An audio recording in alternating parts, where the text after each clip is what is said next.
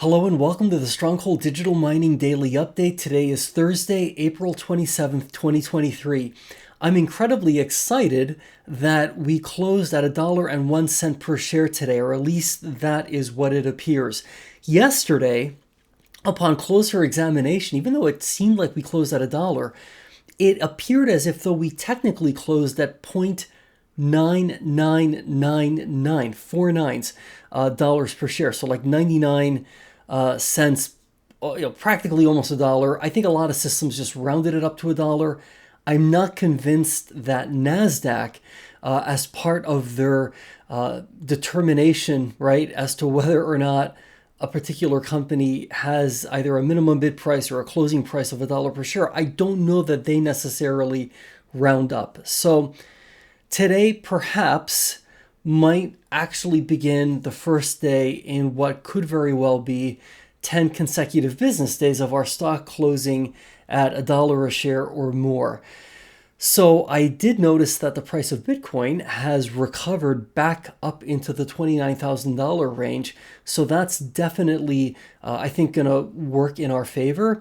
That being said, I alluded to the fact yesterday that I'm not sure that I want to really embark upon a formal countdown absent us getting several days, of our stock price closing above $1 a share. Maybe once we're getting a little bit closer, it's like, hey, we only need to do this like maybe, 3 or 4 more times. Maybe then we start paying attention to the stock price, with this level of detailed focus, because it really can be a bit, a bit of a bummer, really. I mean, I don't know what else word to use. It can be dispiriting when you see that we're so close, but then it's like, oh, I'm sorry. You had a couple of days there where you closed above $1 a share, but now you're back below that, and so you have to start all over again. I am planning to do all of my research to present, I think, a very short but compelling video presentation about the whole reverse stock split process, which could very well be, the route that we end up having to take. I'm not saying that to upset anyone. I'm just saying that I think that's something that we probably should take a closer look at this juncture as being potentially something which we may need to embark upon. Okay, with that being said, a quick look at power markets at the moment. So in PJM Penelec, that's the zone of the PJM grid where Scrubgrass happens to be located. Grid prices currently at around $19 a megawatt hour. Over on the eastern side of the state of Pennsylvania in the PJM PPL zone of the grid, that's the zone of the grid I happen to be in as I create this video update. Prices are around $14 megawatt hour. Now, by contrast, when we look at Bitcoin priced in dollars per megawatt hour, that's almost $90.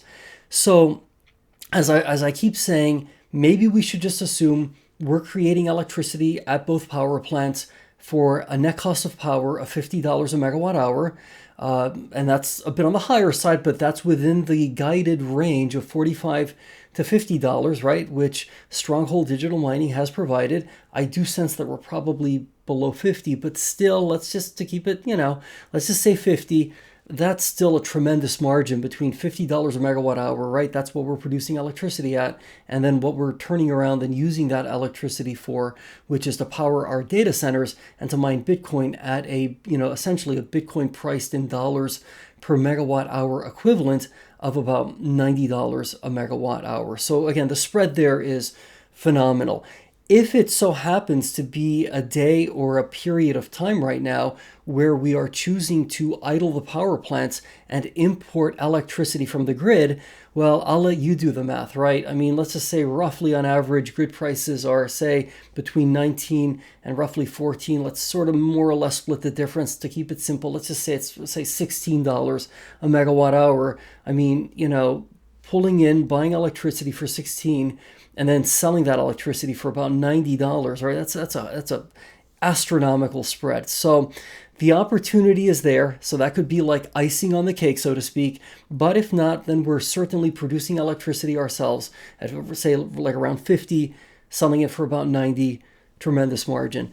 Okay, let's stay positive. Let's be great. Let's see what happens tomorrow. Tomorrow's Friday. Let's see if we start to develop a little bit of consistency with closing above $1 a share, and then we'll pick it up next week and kind of see how it goes. All right, I'll see you tomorrow.